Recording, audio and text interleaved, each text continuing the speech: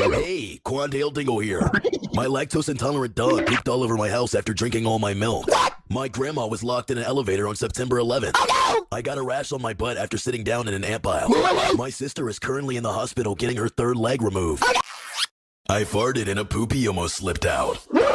My dad tried to hit me with a cast iron pot. I forgot to turn the stove off and burned down the whole house. I farted and a poopy almost slipped out. My dad tried to hit me with a cast iron